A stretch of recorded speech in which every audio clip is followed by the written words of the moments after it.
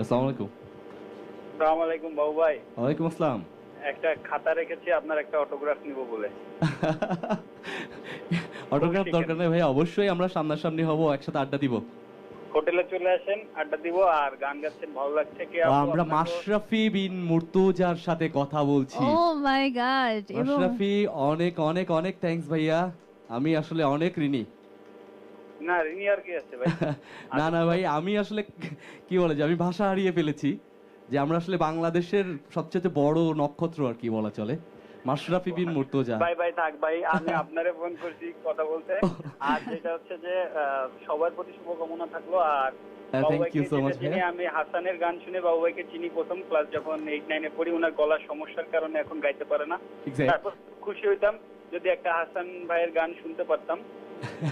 But দরকার নেই, গলার সমস্যা হলে দরকার নেই। হ্যাঁ ম্যাশ, আমি অবশ্যই কাল হোটেলে যেয়ে তোমাকে শুনিয়ে আসবো ইনশাল্লাহ।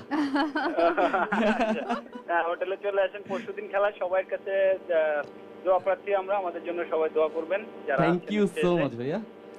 আর হ্যাঁ, এটাই আর কি। আমরা দোয়া করি অবশ্যই বাংলাদেশ টিমের জন্য, সাথে তোমার জন্য। আমরা জানি যে কিছুদিন আগে মাশরাফি বিন মুর্তজা অসুস্থ ছিল, আমরা সবাই ওর জন্য দোয়া করি। ও আসলে বাংলাদেশের একটা নক্ষত্র। এবং কি অনেক বলছে? অনেক শুভকামনা থাকলো মাশরাফি ভাইয়া, থ্যাঙ্কস ফর কলিং। এবং আমাদের এই অনুষ্ঠানটা আসলে পূর্ণতা পেল, এরকম একটি ফোন কল ছিল আমাদের জন্য। Thanks for calling. আরেকটা আচ্ছা, গানে আমি যাবো যেটা আমরা। হচ্ছে যে আমি ওর জন্যই হয়তো দুইটা লাইন হাসান ভাইয়ের গান করব হ্যাঁ হ্যাঁ, শিওর একটা শিওর সময়। শিওর। এখনই আমরা ইনস্ট্যান্ট শুনিয়ে দিই।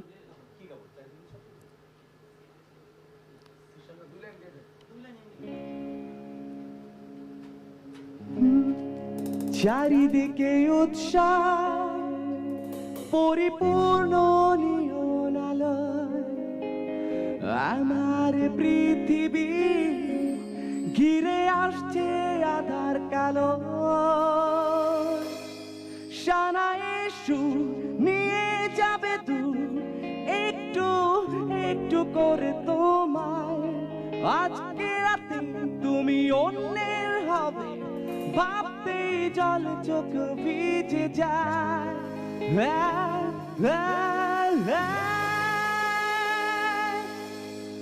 এত কষ্ট কেন ভালোবাসায়,